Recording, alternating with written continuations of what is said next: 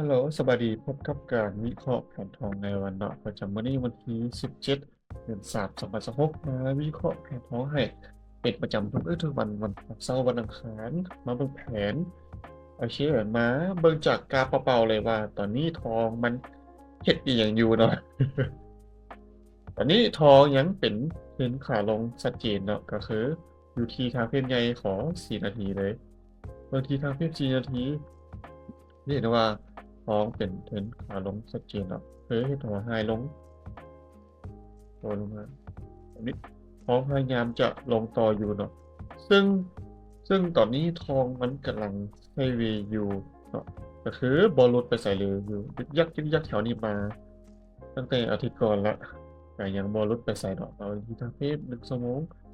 โดยมีแนวต้านอยู่บนเขาก็คือบนนี้คือเป็นไฮบนนี้ที่มันบอยอมลุดจากเถื่อนเนาะ แล้วถ้ามันจะลงต่อเนี่ยมันต้อง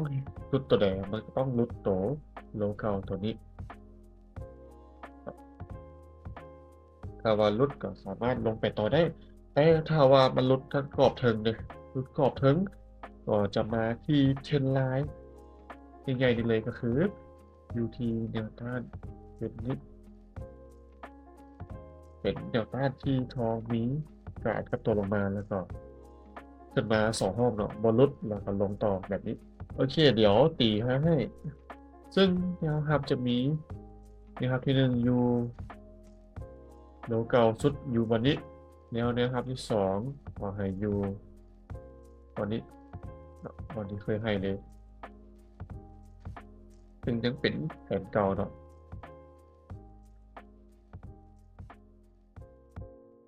ครับ14989ครับ24901ทำลดทับ1ได้ก็สามารถลงมาที่ครับที่2ได้เนาะตอนนี้เทสเพื่อบายเอาไปเพื่อเซลล์ลงมาแบบนี้แต่ถ้าว่ามันทะลุแนวต้านเนาะแนวต้านที่1ตัวนี้อยู่ที่5038นี่ถ้าว่าลุดไปได้รูปแบบชัดเจนอ่ะมันจะถ่าย่อผู้แบกกลับมาเพื่อบายขึ้นไปต่อที่แนวต้านที่2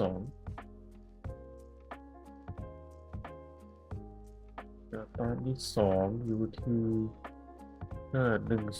5109วันนี้เนาะสามารถเซลล์ลงมาได้ก็มีค่อนข้างได้เปรียบอะถ้าว่าขึ้นมาแถวๆนี้โอเคแล้วตอนเช้านี้เนี่ยสามารถเทรดได้ยังไงแน่เอ่อ ทางที่ดีให้มันถ้ามันเป็นหุ้มห้างดีๆก่อนเนาะหรือจะเล่นในกรอบไซด์เวย์นี่ก็ได้เนาะเพราะว่าก็ขึ้นลงแถวนี้อยู่ถ้าขึ้นไปแนวต้านกับเซลล์ลงมาแนวรับกับบายแบบนี้โอเคเดี๋ยวเบิ่งที่ทาเฟรมขอ1 นาทีเลย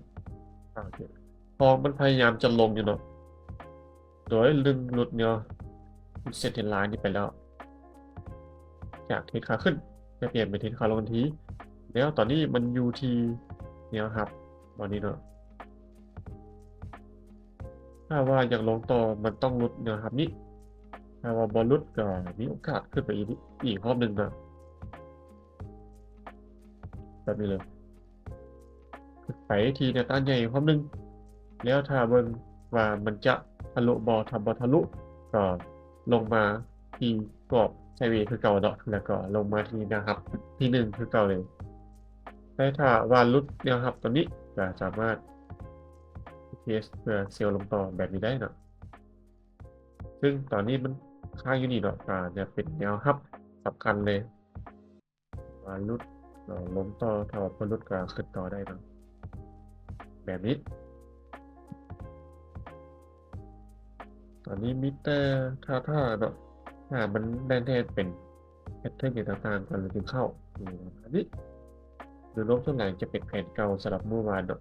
พอมันวกไปใส่ซื่อๆก็สามารถใช้แผนเก่าได้เลยนี่เป็นเพียงแค่การคาดการณ์เนาะทุกคนสามารถใช้ประกอบการตัดสินใจในการเข้าออเดอร์ได้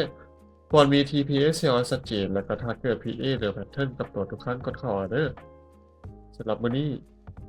เราต้องเทรดเพื่อใช้ชีวิตเนาะบ่แม่นใช้ชีวิตเพื่อเทรดขอขอบใจ